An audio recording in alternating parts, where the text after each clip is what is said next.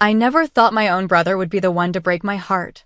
But there I was, standing outside a wedding tent that cost more than my first car, holding a paper plate while the rest of my family dined under crystal chandeliers. We all agreed, "You're not in the wedding party," Travis said with an apologetic shrug that didn't reach his eyes. His new father-in-law's laughter cut deeper than any knife. "Real family eats under roofs," he sneered. That was the moment I decided financial ghosts don't bring gifts. Before I get into the whole messy saga, I'd love to know where you're watching from today. Drop your location in the comments below and hit that subscribe button if you enjoy stories about family drama and sweet, sweet revenge.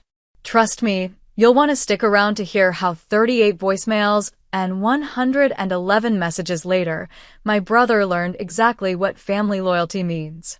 My name is Natalie Rivera, and at 35, I've built a successful career as a financial advisor.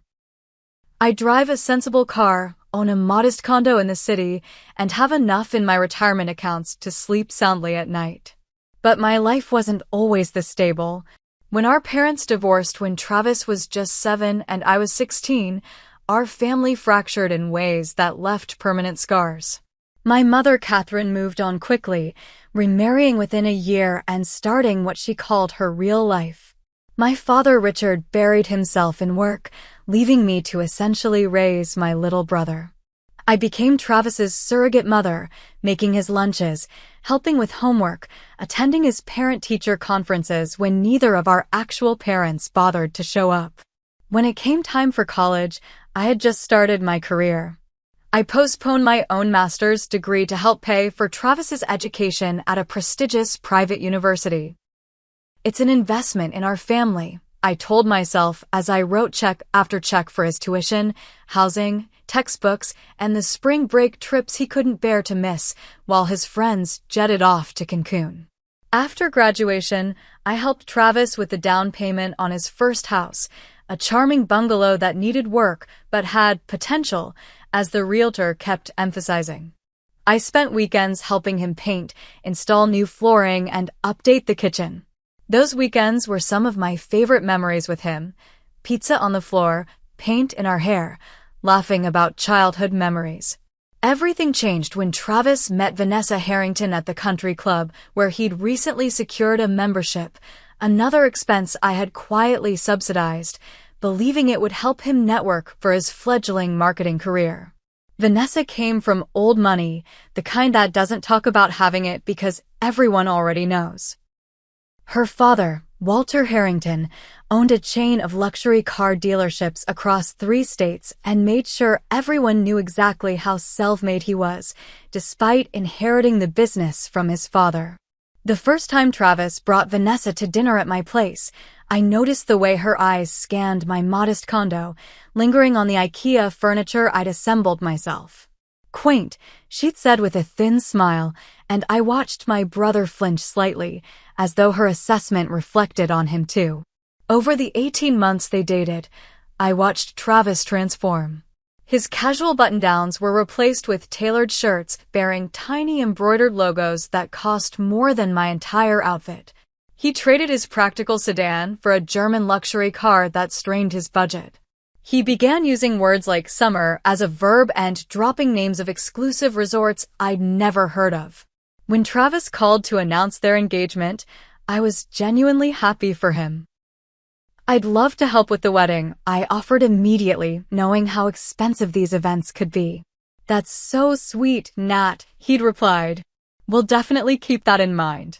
In the early days of wedding planning, I was included in some of the conversations. Travis and Vanessa came over one Sunday afternoon with wedding magazines and a preliminary guest list. We drank coffee and circled potential venues, with Vanessa dismissing most of my suggestions as a bit basic. "What about the role you'd like me to play?" I asked tentatively. "I'm happy to help however you need me." "Oh, we haven't figured out the wedding party yet," Vanessa had said quickly. "It's all still coming together." Travis nodded. "Yeah, still early days." But it wasn't early days for long. Gradually, the updates became less frequent. Travis canceled our standing monthly dinners 3 times in a row. When I called to check in on wedding plans, he'd respond with vague assurances that everything was coming along great before rushing off the phone. Then, just 1 week before the wedding, I received a formal invitation in the mail. Thick cream cardstock embossed with gold foil announced the union of Travis Rivera and Vanessa Harrington at Sterling Vineyards, an exclusive venue that I knew charged 5 figures just for the space. There was no mention of the rehearsal dinner, no indication of my role in the ceremony, no personal note from my brother. I called Travis immediately. "Just got the invitation," I said when he answered. "It's beautiful." "Yeah. Vanessa's mom worked with a designer in New York," he replied. I noticed there wasn't any information about the rehearsal or my role in the ceremony. A long pause followed. "Listen, Nat, we decided to keep the wedding party really small. Just a couple people on each side." "Oh," I said, trying to mask my hurt. "That makes sense. But you'll be there for the whole thing, of course. Wouldn't be the same without you." Despite the disappointment, I was determined to be supportive. I arranged time off work, bought a new dress in a dusty blue that I knew would complement the wedding colors without matching the bridal party, and prepared a generous gift. I transferred $8,200 into the Venmo account I still shared with Travis from his college days, money I had been saving for a kitchen renovation, but decided my brother's wedding was more important. The morning of the wedding dawned clear and perfect, as though even the weather was conspiring to create Vanessa's dream day. I spent extra time on my hair and makeup, determined to look my best even if I wasn't standing beside my brother. As I drove to Sterling Vineyards, I pushed down the anxiety that had been building all week. Today wasn't about me. It was about Travis, and I would plaster on a smile if it killed me. Sterling Vineyards was even more breathtaking than the photos on their website had suggested. Rows of meticulously maintained grapevines stretched across rolling hills, their leaves catching the late afternoon sunlight. The main building was a Spanish-style villa with terracotta roof tiles and climbing roses framing massive wooden doors.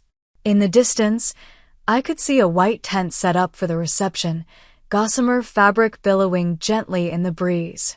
The parking lot was filled with luxury vehicles, gleaming BMWs, Mercedes, and even a few Bentleys that I assumed belonged to Vanessa's family. I felt suddenly self-conscious about my practical Subaru as I pulled into one of the few remaining spaces near the back of the lot. I smoothed the skirt of my dress as I walked toward the venue. The dusty blue silk fell just below my knees, elegant but not overstated. I'd paired it with nude heels and pearl earrings that had belonged to our grandmother, something old, something borrowed, though I wasn't the bride. My hair was swept into a low chignon, and I carried a small clutch containing the envelope with details of my Venmo gift. As I approached the venue's main entrance, I spotted several of our cousins gathered in a small group. Melissa, who I'd babysat countless times, was now a poised young woman of 23. She wore a formal dress in sage green that I immediately recognized as bridesmaid attire. Beside her stood our cousins Jessica and Amber, similarly dressed. "Natalie," Melissa called out, then immediately dropped her gaze when the others turned to look at me. The group quickly dispersed, each suddenly remembering urgent business elsewhere. Confused, I continued into the venue's courtyard, where guests were mingling before the ceremony. I scanned the crowd for Travis, but didn't see him among the clusters of well-dressed attendees. What I did see were more sage green dresses and charcoal gray suits than could possibly constitute a small wedding party. "Natalie." My mother's voice came from behind me, cool and controlled as always. I turned to find both my parents standing together, an unusual sight since their bitter divorce nearly 20 years ago. My mother, Catherine, looked elegant in a taupe dress, with an elaborate fascinator perched on her perfectly highlighted hair. My father, Richard, stood awkwardly beside her in a dark suit that looked new but slightly too tight around the collar.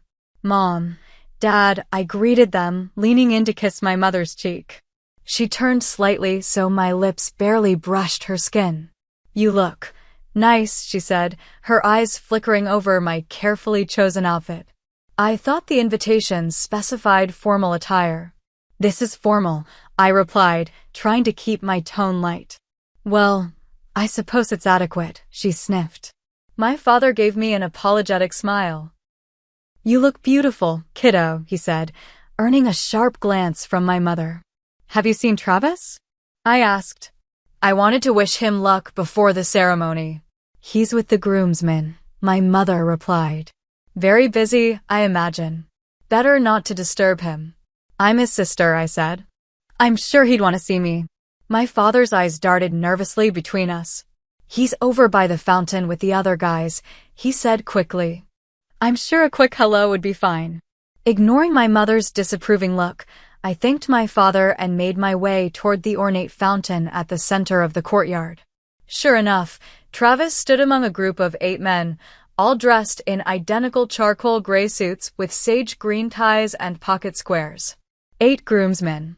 So much for a small wedding party. Travis spotted me approaching and froze momentarily before excusing himself from the group. He looked handsome in his groom's attire, though his smile seemed forced as he reached me. Nat. You made it, he said, giving me a quick, awkward hug. Of course I made it. I wouldn't miss my only brother's wedding, I replied, studying his face. You look great, Travis. Really happy. Thanks, yeah, it's been crazy, but everything's coming together. His eyes kept darting back to the groomsmen, as though afraid to be away from them too long. I see you have quite the wedding party, I observed. 8 groomsmen. Travis had the decency to look embarrassed. Yeah, well, you know. Vanessa has a lot of friends, and then there's her brothers and some of my college buddies. And our cousins, I added. I saw Melissa, Jessica, and Amber in bridesmaid dresses. Right, yeah. Vanessa really connected with them at Thanksgiving. And her sister Brielle is the maid of honor, of course. I nodded, waiting for some explanation about my absence from this extensive wedding party, but Travis just shifted uncomfortably from one foot to another. So where should I sit for the ceremony? I asked finally. Front row with family. Actually, Travis began, but was interrupted by the arrival of a tall, silver-haired man with a deep tan and an expensive watch glinting on his wrist. Travis, my boy. We need you for photos before the ceremony, the man boomed, clapping a heavy hand on my brother's shoulder. His eyes landed on me with obvious assessment. And who might this be? Walter, this is my sister, Natalie, Travis said, his voice taking on a deferential tone I'd never heard before. Natalie, this is Walter Harrington, Vanessa's father. The sister, Walter said, as though confirming a rumor. He extended a manicured hand. Pleasure to meet you. Travis has told us, well, something about you. I shook his hand, noting the firmness of his grip. Likewise. Congratulations on your daughter's big day. Walter looked me up and down with unconcealed judgment. Financial advisor, aren't you? With one of those small firms downtown. Lancaster and Associates. We manage over $300 million in assets, I replied evenly. Charming, Walter said, clearly unimpressed. Is that a Subaru I spotted you arriving in? Practical choice. Before I could respond, a coordinator in a headset approached. We're ready to begin seating guests for the ceremony, she announced. Guests began moving toward the ceremony area, where rows of white chairs faced an elaborate floral arch. The tent I'd spotted earlier was even more magnificent up close, a massive structure with clear panels allowing views of the vineyard while providing shelter.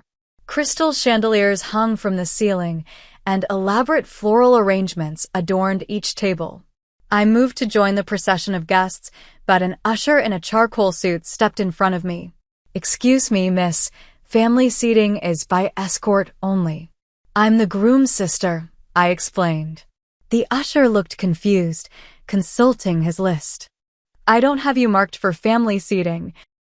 Let me check with. It's fine, Alex. Travis's voice came from behind me. I've got this. The usher nodded and moved away to direct other guests. I turned to my brother, expecting him to lead me to the front row. Instead, He stood there holding a paper plate with a few appetizers on it. "What's going on, Travis?"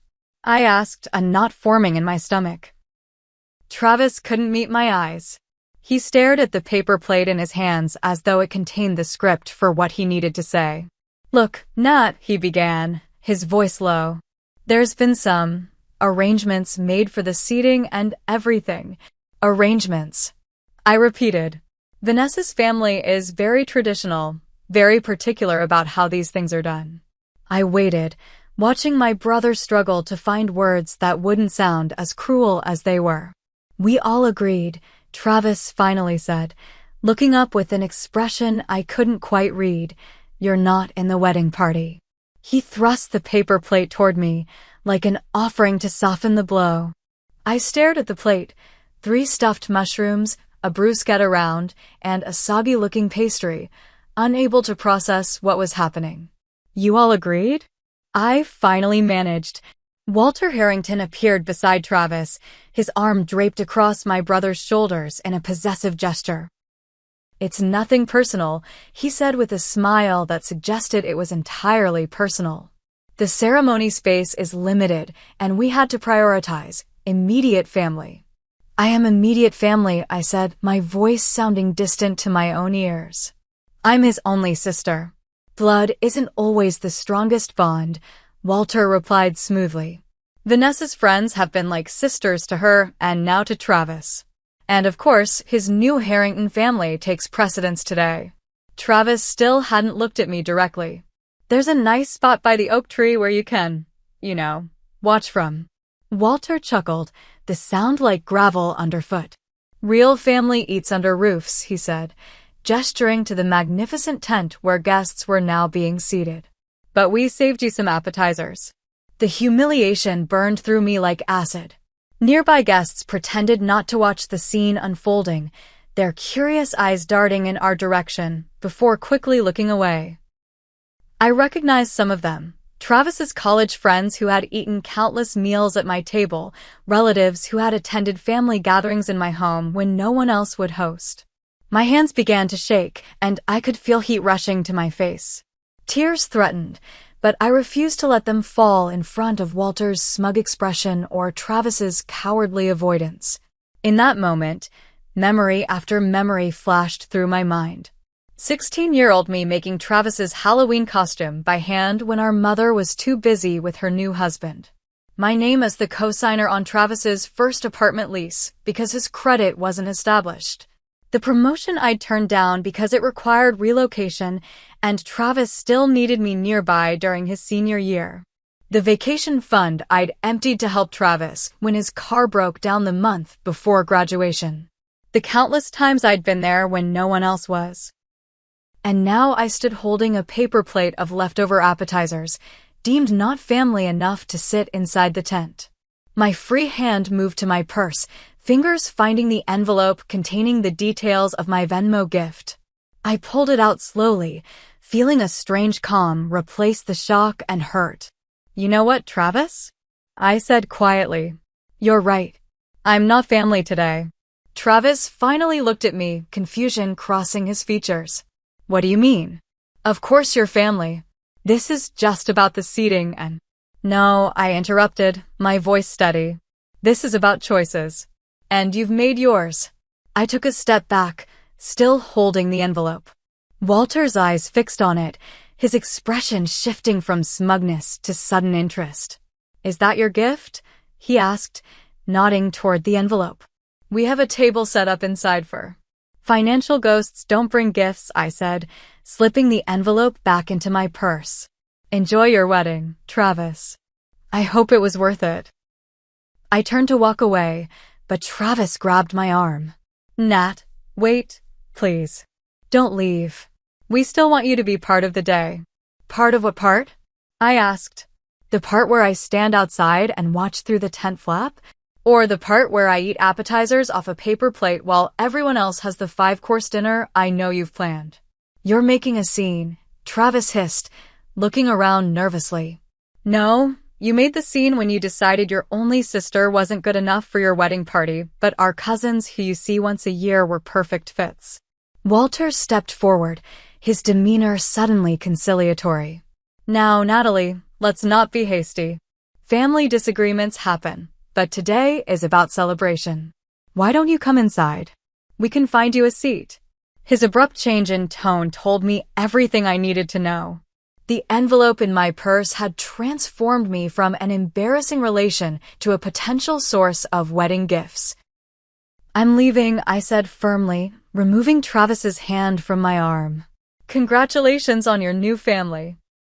I walked away with as much dignity as I could muster, keeping my spine straight and my pace measured until I rounded the corner of the main building. Only then did I allow my shoulders to slump and my breath to come in ragged gasps. Finding a secluded bench partially hidden by a large topiary, I sank down and placed the untouched paper plate beside me. My hands were still trembling, adrenaline coursing through my body.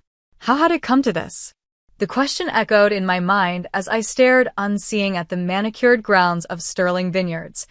I had given Travis everything: time, money, emotional support, and in return, he had given me a paper plate and permission to watch his wedding from a distance. The financial aspect suddenly hit me full force. Over the years, I had poured thousands into Travis's life. $78,000 for his college tuition and expenses, $12,000 toward his car when he graduated, $35,000 for the down payment on his house. Countless smaller amounts for bills when he was a little short this month. The country club membership initiation fee of $15,000 that I had covered as a career investment. And most recently, the $8,200 I had transferred to our shared Venmo account for his wedding gift. The account we had set up during his freshman year of college so I could easily send him money for books and emergencies. The account I had never removed myself from because there was always another financial need around the corner. I pulled out my phone and opened the Venmo app, navigating to the shared account. There it was, $8,200 sitting in the balance, money I had transferred just yesterday in anticipation of giving it as a wedding gift. My finger hovered over the screen. Would taking it back make me as bad as them? Was I being petty? Vindictive? But then Walter's sneering face appeared in my mind. Real family eats under roofs. And Travis, unable to even look me in the eye while handing me that pathetic paper plate. Natalie. Travis's voice broke through my thoughts. I looked up to see him hurrying toward me, panic evident on his face. You can't leave. I stood quickly, phone still in hand. Watch me. Please, he begged, reaching me and grabbing both my arms. It's my wedding day. I need you here. You need me or you need my gift? I asked pointedly. His eyes flickered with guilt. That's not fair. Of course I want you here. You're my sister. Your sister who wasn't good enough to stand with you or even sit with the family. It's complicated, Travis said, running a hand through his carefully styled hair. Vanessa's family has expectations, traditions. They're covering most of the wedding costs and... So you sold me out for a fancy wedding? The hurt in my voice was unmistakable. No. It's not like that. It's just politics. Family politics. Before I could respond, Vanessa appeared, her white gown billowing around her as she strode toward us. Her face was a mask of barely controlled anger. Travis, what are you doing? The photographer is waiting, and you're out here. Her voice trailed off as she noticed me. Oh! Hello, Natalie. Congratulations, I said flatly. Thank you, she replied with equal coolness. Travis, we really need to get back. Natalie's thinking of leaving, Travis told her, his voice tight with anxiety. Vanessa's expression shifted instantly, a practiced smile appearing on her face. Oh, you can't leave. It's our special day. We want all our family here. Do you? I asked. Because it seems like I'm family when it's convenient and not family when it interferes with appearances. That's not true, Vanessa insisted, though her eyes darted nervously toward the tent where guests were still being seated. There was just limited space in the wedding party, and tough decisions had to be made. 8 bridesmaids and 8 groomsmen doesn't sound like limited space to me. Walter appeared behind his daughter, his face flushed from either exertion or anger. What's the holdup here? The ceremony starts in 15 minutes. Natalie's upset about the seating arrangements, Vanessa explained quickly. Walter's eyes narrowed, then he too adopted a conciliatory tone. Listen, Natalie, perhaps there's been a misunderstanding. Family is important to the Harringtons. We value loyalty and togetherness. Is that why you said real family eats under roofs while handing me a paper plate? I asked. Walter had the grace to look embarrassed. A poor joke, poorly timed. I apologize if it offended you. I noted the careful if in his apology, not acknowledging that his words were objectively offensive, only that I might have taken offense. Why don't we all take a breath? Walter continued, glancing at his watch. Natalie, I understand you brought a gift? His eyes dropped to my purse where the envelope had disappeared. And there it was, the real reason for the sudden attempt at reconciliation. They had spotted the envelope and assumed it contained a check. In their minds, I had transformed from an embarrassing relation to a potential contributor to the wedding coffers. I'm reconsidering my gift, I said honestly. Panic flashed across Travis's face. Nat, come on. Don't be like that. Like what? Like someone who expects to be treated with basic respect by her own brother. Please, Travis lowered his voice. I'm counting on your gift for some of the vendor payments. We can talk about this tomorrow, but today, just, please stay and act like everything's fine. The admission stunned me. He had been counting on my money to pay vendors at his own wedding? Without even telling me? I need to freshen up, I said suddenly, needing space to think. Give me a few minutes. Relief washed over Travis's face. Of course. Take your time. The ceremony doesn't start for 15 minutes. I'll be there, I promised, not specifying where there might be. Travis nodded eagerly and allowed Vanessa to pull him back toward the wedding tent. Walter lingered a moment longer, his eyes calculating. Family disagreements happen, he said smoothly. But at the end of the day, blood is thicker than water. With a final appraising look, he turned and followed his daughter. I watched them go, then walked quickly toward the parking lot. In my car, I sat with the air conditioning running, staring at the Venmo app still open on my phone. Travis had admitted he was counting on my gift to pay vendors for a wedding where I wasn't even considered family enough to sit inside the tent. My finger hovered over the transfer button. Was I really going to do this? Was I really going to take back my gift and leave my brother's wedding? The image of Travis handing me that paper plate flashed again in my mind. We all agreed, you're not in the wedding party. All of them sitting around, discussing me, deciding I wasn't worthy of standing beside my own brother on his wedding day. Decision made. I pressed the button and transferred the entire $8,200 back to my personal account. A mix of emotions washed over me. Relief, guilt, satisfaction, grief. I had never denied Travis anything he asked for, until today. As I put my car in reverse, my phone began to ring. Travis's face appeared on the screen. I silenced it and drove away from Sterling Vineyards, away from the paper plate and the tent with its crystal chandeliers, away from the brother who had chosen status over the sister who had given him everything. By the time I arrived home that evening, exhaustion had settled deep in my bones. The kind of tiredness that comes not just from physical exertion, but from emotional devastation. I kicked off my heels in the entryway of my condo and padded to the kitchen in bare feet, not bothering to turn on lights as I went. My phone, which I had silenced after the third call from Travis, now showed 15 missed calls and dozens of text messages. I placed it on the kitchen counter and stared at the notification screen as it lit up with yet another incoming call. Travis again. I declined the call and opened the text messages instead. Travis, 4:17 p.m., where are you? Ceremony starting soon. Travis, 4:35 p.m., Natalie, answer your phone. Travis, 4:42 p.m., you can't just leave like this. It's my wedding day. Travis, 5:03 p.m., the caterer is asking for the final payment. I told them it was coming. Please call me.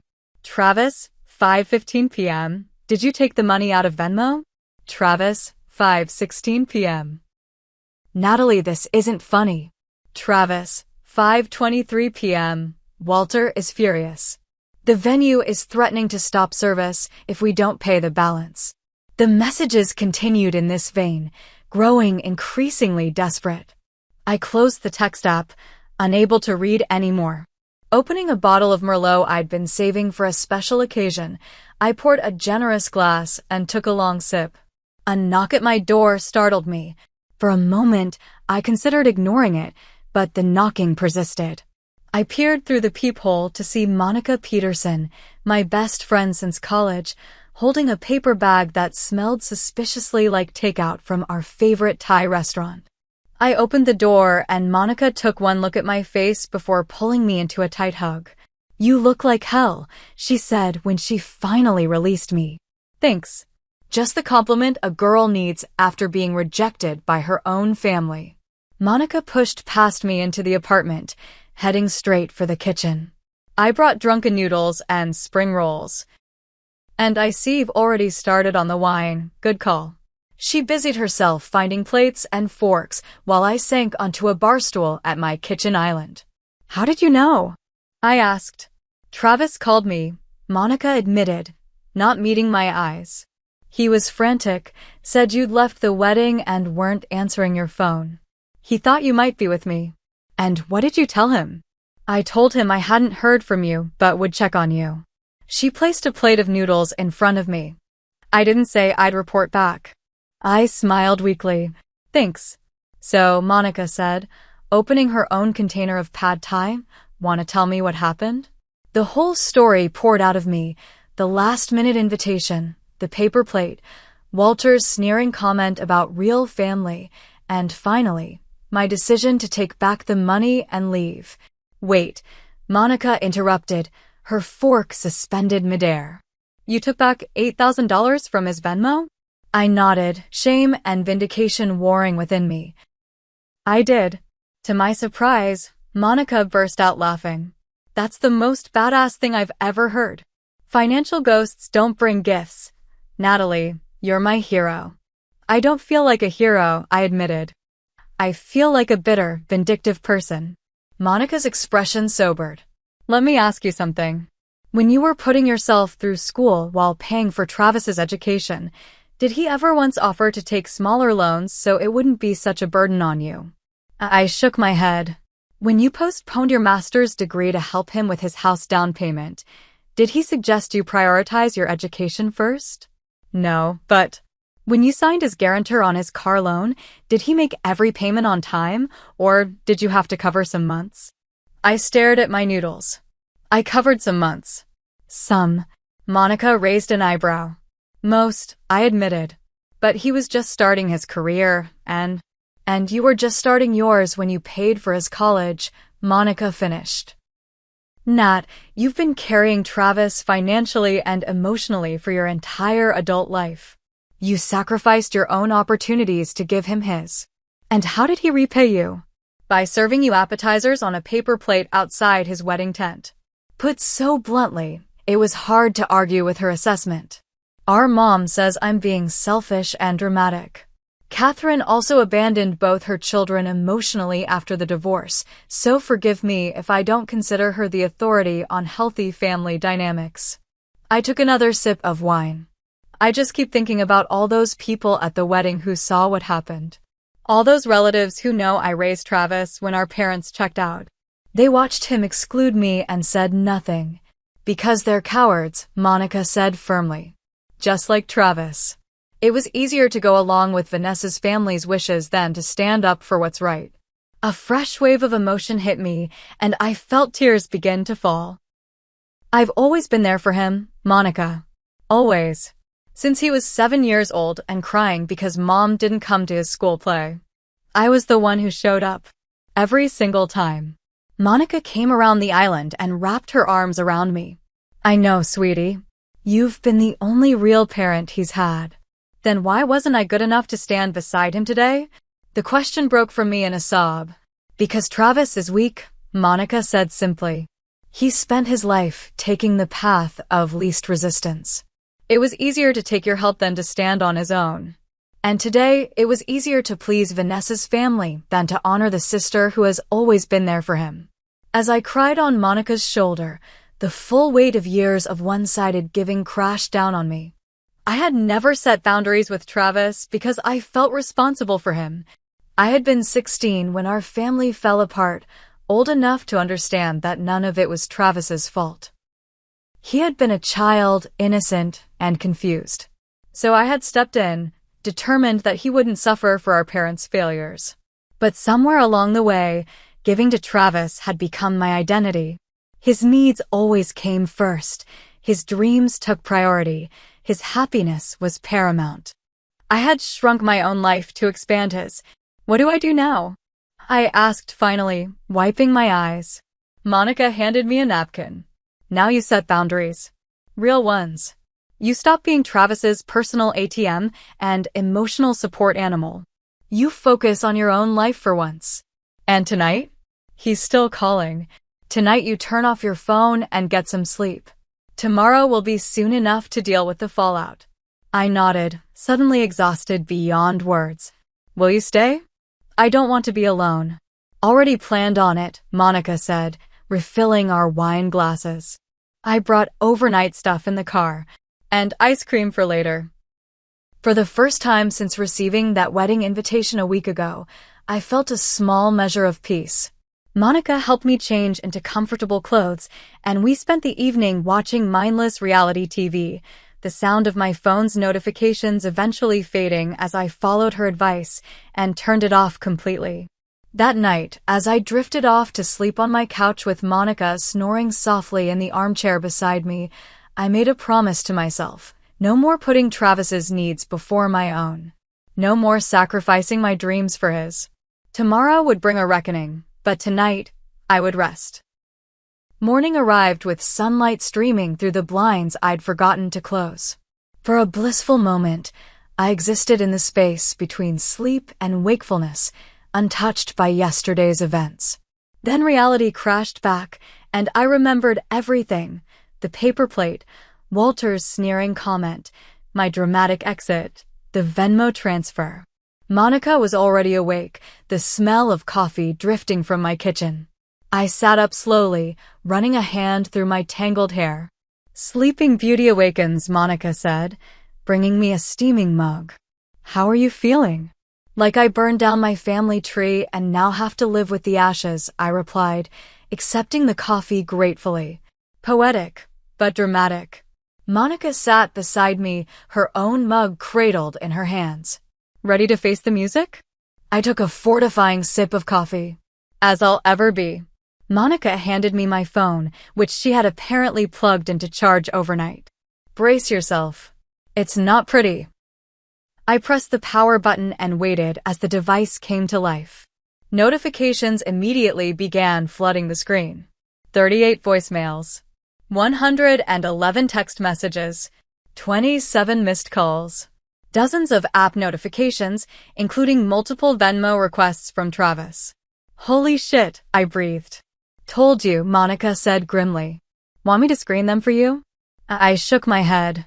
No, I should do this myself. I started with the voicemails, putting the phone on speaker so Monica could hear too.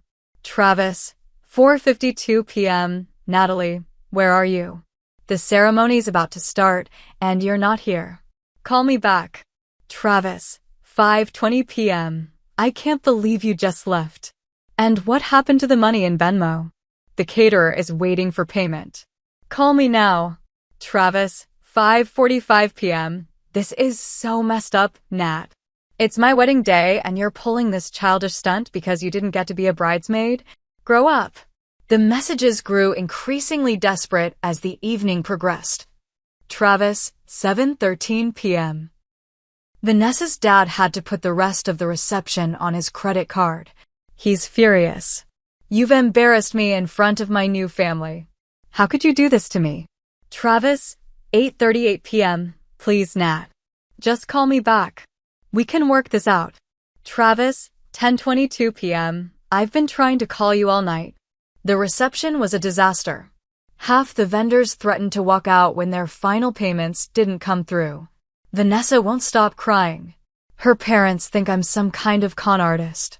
Please call me. There were also messages from other family members. Catherine, 6:05 p.m. Natalie Elizabeth Rivera, what do you think you're doing? Your brother is beside himself. This behavior is absolutely unacceptable. Call me immediately. Melissa, 7:22 p.m. Hey Natalie, it's your cousin Melissa. Just checking if you're okay? Travis seems really upset, and I heard something about you leaving the wedding. Let me know if you need anything. Aunt Patricia, 8:40 p.m. Natalie, it's Aunt Patty. I saw what happened with the seating arrangement today. That wasn't right, how they treated you. Just wanted you to know not everyone agrees with how things were handled. Love you, sweetie. But the most surprising message came from Walter Harrington himself. Walter, 11:15 p.m. Natalie, this is Walter Harrington. Your behavior today was absolutely reprehensible. Leaving your brother's wedding and withdrawing funds that were promised for vendor payments? I've half a mind to pursue legal action for the embarrassment and financial damage you've caused. I expect to hear from you first thing tomorrow morning with a plan to make this right. By the time we reached the end of the voicemails, I was shaking, partly with anger, partly with a creeping sense of doubt. Had I gone too far? Don't you dare second-guess yourself, Monica said, reading my expression perfectly. They treated you like garbage, and Travis admitted he was counting on your money without even telling you. But what if I ruined his wedding? You didn't ruin anything. His choices ruined his wedding. All you did was refuse to bail him out of those choices. I was about to respond when another knock sounded at my door. Monica and I exchanged glances. If that's Travis, I'm not ready, I whispered. Monica peeked through the peephole, then turned to me with surprise. It's your dad. I hadn't expected that. My father, Richard, had always been the more distant parent, burying himself in work after the divorce. We maintained a polite but somewhat detached relationship, exchanging birthday cards and occasional lunches, but rarely discussing anything of substance. I nodded to Monica, who opened the door. Richard stood there looking uncomfortable in the same suit from yesterday, though considerably more rumpled. He held a bakery bag in one hand. Natalie, he said, his voice rough. Can I come in? I gestured him inside, suddenly conscious of my disheveled appearance. Dad, this is a surprise. I brought bagels, he said awkwardly, holding up the bag. I remember you like the everything ones with scallion cream cheese. The fact that he remembered this small detail about me was more touching than it should have been. Thanks. This is my friend Monica. We've met, Richard said, nodding at Monica. At your college graduation, I think. Good memory, Monica said, taking the bakery bag from him. I'll make more coffee. She disappeared into the kitchen, leaving me alone with my father. He sat on the edge of my armchair, looking out of place in my living room. So, I began, unsure what to say. Did Travis send you? Richard shook his head. No one sent me. I came because I wanted to make sure you were okay. I'm fine, I said automatically. No, you're not. My father's directness surprised me. What happened yesterday was wrong, Natalie. The way they treated you. I should have said something. The admission hung in the air between us. Why didn't you? I finally asked. Richard sighed heavily, running a hand over his thinning hair. Because I'm a coward. I've always been a coward when it comes to standing up to your mother or making waves. After the divorce, it was easier to step back than to fight for my place in your lives. Travis needed you, I said, old hurts rising to the surface. I needed you. I know, he acknowledged. And I failed you both. But you stepped up, Natalie. You became the parent neither of us was brave enough to be. His words caught me off guard. I had never expected this level of self-awareness from my father. They seated me at the back of the tent. Richard continued. Did you know that? Not with family, not near the wedding party. At a table with some of Vanessa's distant relatives who kept asking if I was the caterer. Despite everything, I felt a laugh bubble up. Seriously? Seriously, Catherine was at the family table with Walter and his wife. Apparently, she and Martha Harrington have become great friends through the wedding planning. They're planning a cruise together next month. The absurdity of it all struck me suddenly. My mother, who had abandoned her children emotionally after the divorce, was now being embraced by Travis's new family, while I, who had sacrificed everything for him, was literally left out in the cold. Did Travis ever tell you I was helping pay for the wedding? I asked. Richard's expression darkened. No, but I'm not surprised. You've always been his safety net, Natalie. We all know it, even if we don't talk about it. I took back my gift, I admitted. $8,000 I had put in our shared Venmo account. I transferred it back to my account and left. Instead of the judgment I had expected, my father nodded slowly. Good for you. Good for me? Dad, Travis left me a dozen voicemails saying the reception was a disaster because vendors didn't get paid. Walter Harrington is threatening legal action. Walter Harrington is full of hot air, Richard said dismissively. He has the money to cover those bills 10 times over. He's just angry that his perfect wedding spectacle had a few hiccups. As though summoned by our discussion, my phone rang with Vanessa's name on the screen. I showed it to my father. Don't answer, he advised. Nothing good will come from talking to her while emotions are still raw. I declined the call, but seconds later, a voicemail notification appeared. Curiosity got the better of me, and I played it on speaker. Vanessa's voice was tight with barely controlled rage. Natalie, how dare you? How dare you embarrass us like this? Do you have any idea what you've done? The caterer almost walked out in the middle of dinner. The photographer is withholding our photos until the balance is paid. My father had to scramble to cover thousands in unexpected costs. Travis told me you were difficult, but this is beyond anything I could have imagined. You've ruined the most important day of our lives because of your petty jealousy. You will be hearing from our lawyer. The message ended, and silence filled my living room. Difficult? I repeated, the word feeling like a slap. That's how Travis describes me to her? Difficult? Richard's expression was grim. You deserve better, Natalie. From all of us, but especially from Travis. Monica returned with coffee and distributed the bagels. So what's the game plan? She asked, settling beside me on the couch. I don't know, I admitted. Part of me wants to call Travis and apologize for the timing, even if I don't regret taking my money back.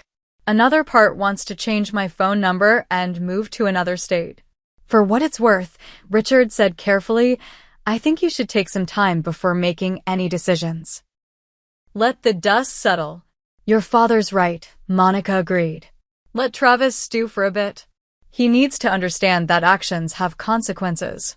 I nodded, taking a bite of my bagel. As I chewed, a text message arrived from my mother. Catherine, 9:17 a.m. We need to talk. Meet me at Café Laurent at noon. Don't make me come find you. I showed the message to the others. You don't have to go, Richard said immediately. I know, I replied. But I think I should. Get it over with. Want me to come with you? Monica offered. I considered it, then shook my head. No, this is something I need to do alone. But thank you. As my father and Monica helped me clean up from breakfast, I felt a strange sense of calm settling over me. For the first time in my adult life, I had put myself first. My dignity, my self-respect, my financial well-being. It didn't feel as selfish as I had feared. It felt necessary. I decided to respond to just one message before meeting my mother, a simple text to my cousin Melissa. I'm okay. Thank you for checking on me. We'll talk soon. It wasn't much, but it was a start. Café Laurent was busy with the Sunday brunch crowd when I arrived at precisely noon. I spotted my mother immediately. Catherine Rivera-Whitman sat ramrod straight at a corner table, her highlighted bob perfectly in place, designer sunglasses perched on top of her head despite the cloudy day. I steeled myself and approached the table. Hello, Mom.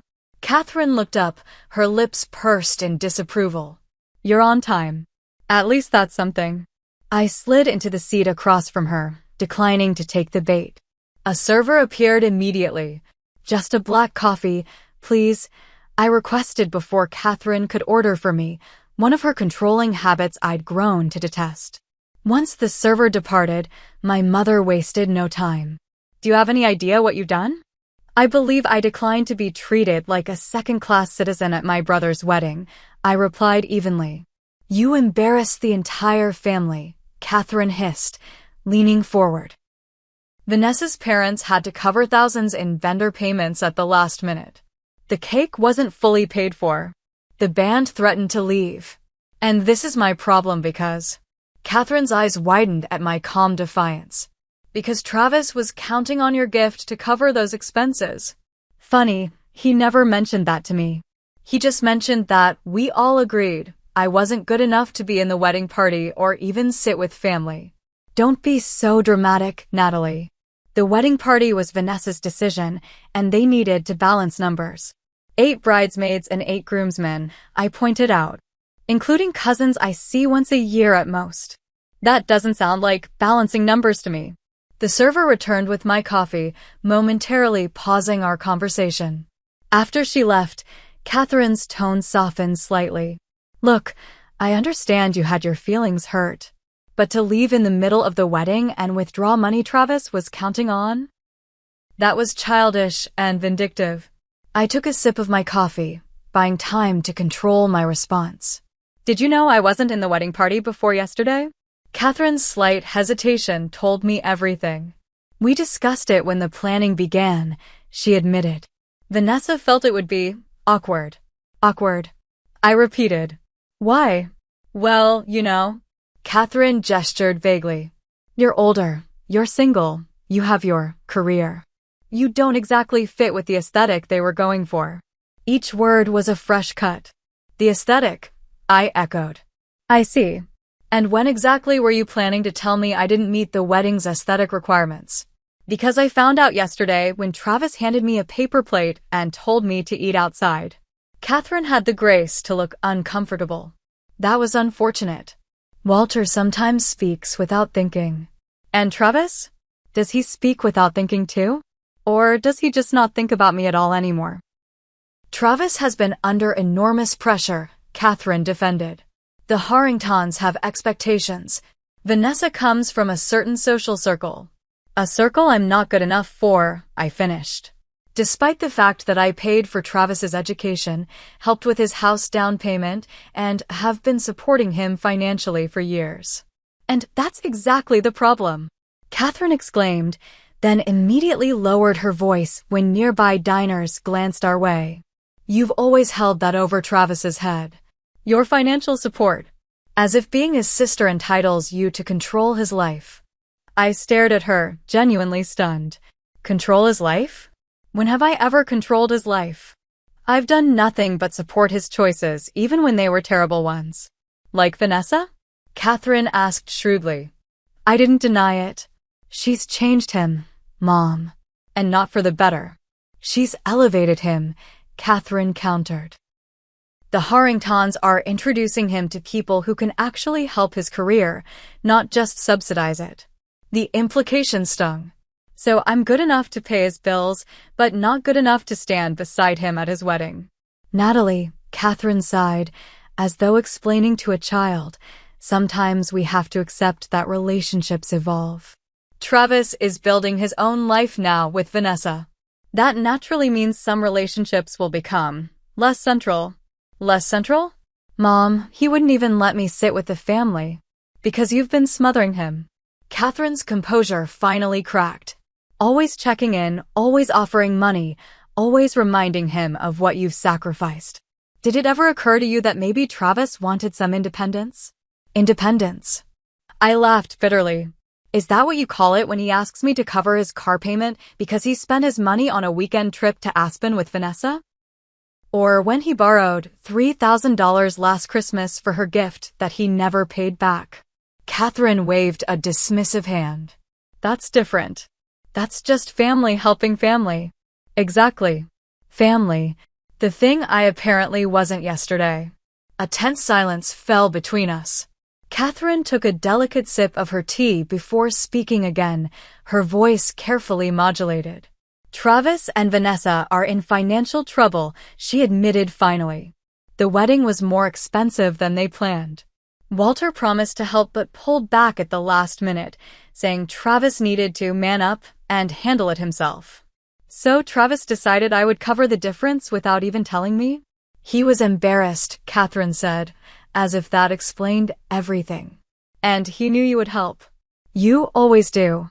Not anymore, I said firmly. That chapter is closed. Catherine's eyes narrowed. What does that mean? It means I'm done being Travis's personal ATM. I'm done sacrificing my needs for his.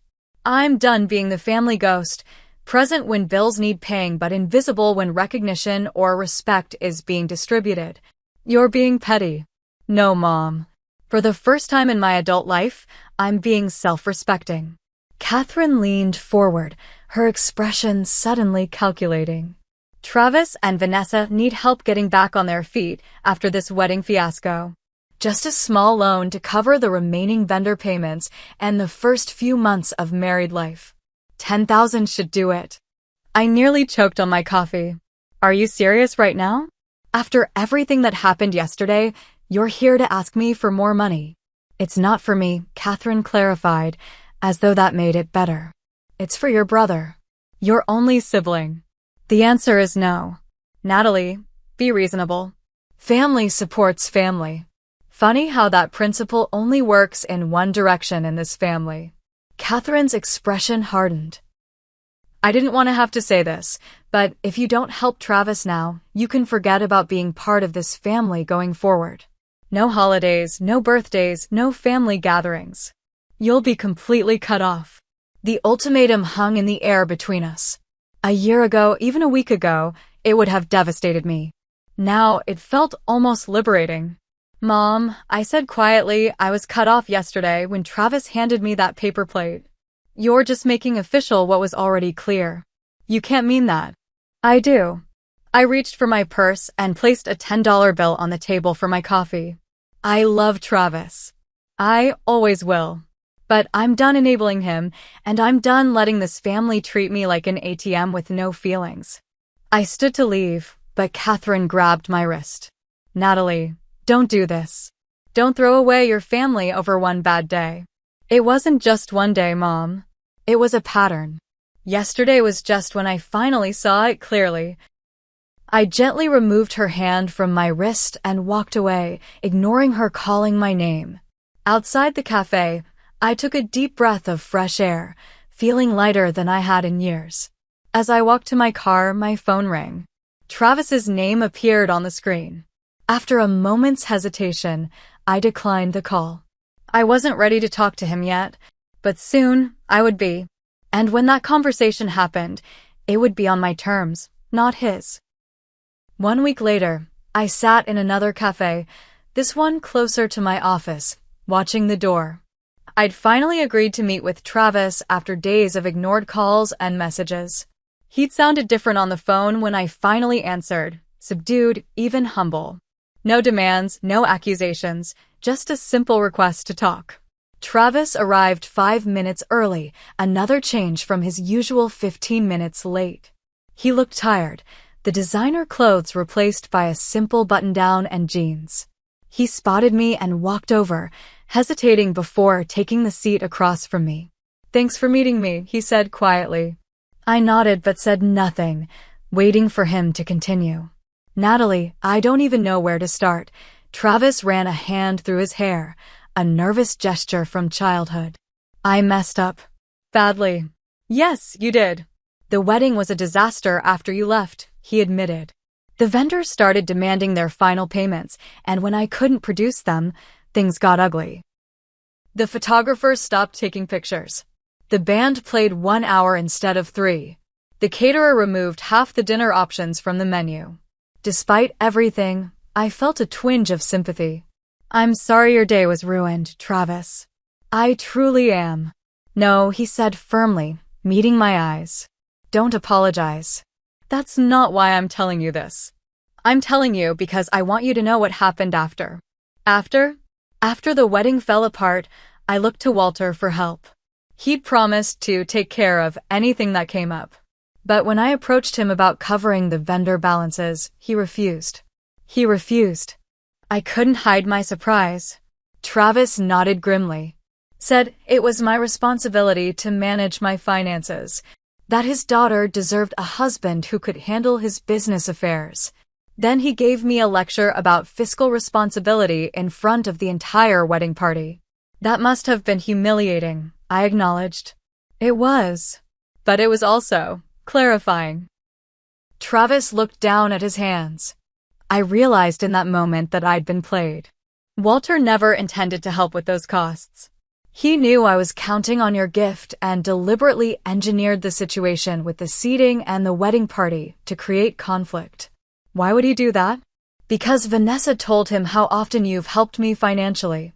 He saw you as competition for influence over me. Travis's voice was laced with shame. And I let him manipulate me because I was so desperate to impress him, to feel like I belonged in their world. I took a sip of my latte, processing his words.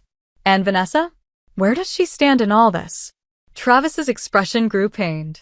That's another thing I've realized this week. Vanessa doesn't love me, at least not the real me. She loves the version of me that her father approved of, the Travis who drives the right car, wears the right clothes, belongs to the right clubs. When everything fell apart at the wedding, when her father publicly humiliated me, she sided with him. I'm sorry, I said and meant it. Don't be. It forced me to see what I've been blind to for 2 years. Travis reached across the table, not quite touching my hand, but close. And it forced me to see how I've treated the one person who has always been there for me. Tears pricked at my eyes, but I blinked them back. It hurt, Travis. Being excluded from your wedding party was painful enough, but being treated like I wasn't even family, being handed a paper plate and told to eat outside, that broke my heart.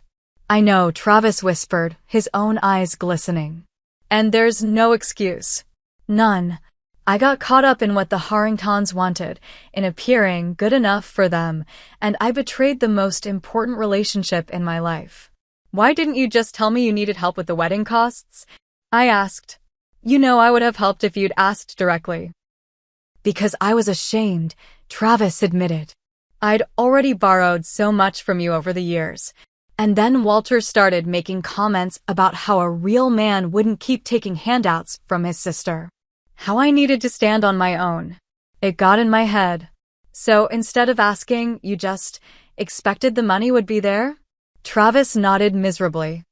I've been taking you for granted for so long that it didn't even occur to me you might say no.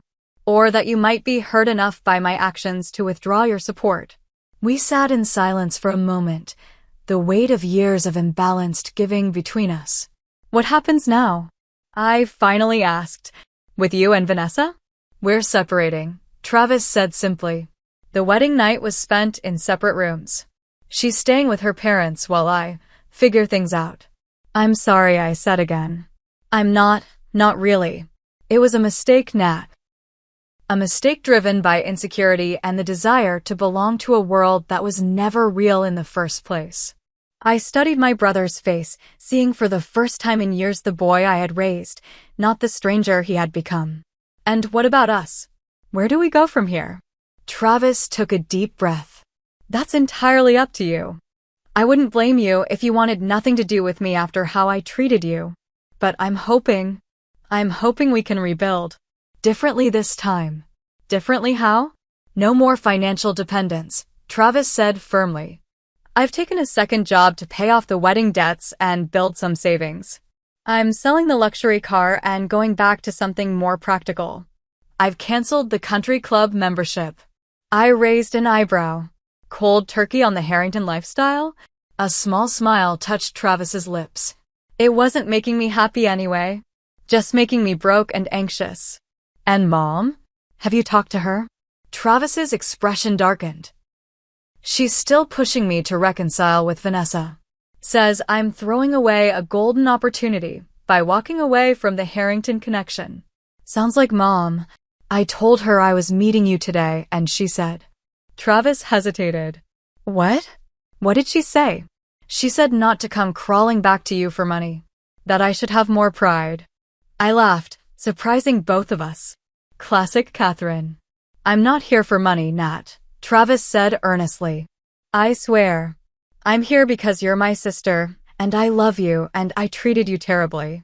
I want to make it right if that's even possible. I considered his words, searching his face for sincerity. It won't be easy, I said finally. Trust is easier to break than to rebuild. I know, but I'm willing to try for however long it takes. I nodded slowly. Okay, we can try. Relief washed over Travis's features. Thank you, he whispered. But things have to be different, I continued. Real boundaries. Real independence for you. No more enabling from me. Agreed, Travis said quickly. Completely agreed. We spent the next hour talking, really talking, in a way we hadn't in years. About his job prospects, about my career goals, about the family dynamics that had shaped us both. When we finally parted, there was a tentative peace between us, fragile but real. 3 months later, Travis and I met again, this time for coffee near his new apartment, a modest one-bedroom he could actually afford on his own. In the intervening months, he had followed through on his promises. He got a second job bartending on weekends. He sold the luxury car and bought a used Honda. He initiated the divorce proceedings with Vanessa, who had already begun dating the son of one of her father's business associates. How's the new financial advisor working out? I asked as we settled at a corner table. After our first meeting, I had referred Travis to a colleague who specialized in debt management and financial recovery. It was the only assistance I had offered, a referral, not money. Angela's great, Travis said. Tough but fair. We've got a plan to be debt-free in 18 months if I stick to the budget. And are you sticking to it? Travis smiled. Haven't eaten out in 2 months except for coffee with you. Packed lunch every day. Cancelled all the streaming services except one. It's actually not as hard as I thought it would be. I'm proud of you, I said and meant it. Thanks. But I'm just doing what you've been doing all along, being responsible, living within my means. Better late than never, I teased gently. Travis's expression grew serious. Nat, I don't think I ever properly thanked you. Not just for all the financial help over the years, but for everything. For being there when Mom and Dad weren't. For showing up to every school event, every game. For believing in me even when I didn't deserve it. You deserved it, I said softly. You were a kid who needed support. You still deserved better than what happened at the wedding, but you always deserved to be supported and loved. Well, I'm trying to be worthy of that support now. Our conversation turned to other topics. My recent promotion at work, his tentative steps back into dating, a funny story about our father's new hobby of birdwatching. It felt natural, equal. No longer a conversation between benefactor and dependent, but between siblings who respected each other. As for me, the past 3 months had brought changes of my own. I had finally scheduled classes to complete my long-deferred master's degree. I had started dating Julian, a kind architect I met at a friend's dinner party. And I had established clear boundaries with my mother, who was slowly coming to terms with the new family dynamic whether she liked it or not. When Travis and I parted that day, I felt a sense of closure on the painful wedding incident. The paper plate, the cruel words, the financial manipulation, they had been a catalyst for necessary change. Sometimes it takes a moment of crisis to break unhealthy patterns established over decades. Financial ghosts don't bring gifts, but sometimes, if you're lucky, they bring something more valuable, the courage to demand respect and the wisdom to know when giving becomes enabling. Travis had learned that family isn't about financial transactions, but about mutual respect and support. And I had learned that sometimes the most loving thing you can do is say no. So, what about you? Have you ever had to stand up to family members who took you for granted? Or have you been in Travis's position, suddenly realizing you've been depending too much on someone's generosity? I'd love to hear your stories in the comments below. And if this story resonated with you, please give it a like and subscribe to hear more real-life family dramas with lessons learned the hard way. Thank you for listening, and remember, true family is defined by respect, not by blood or money.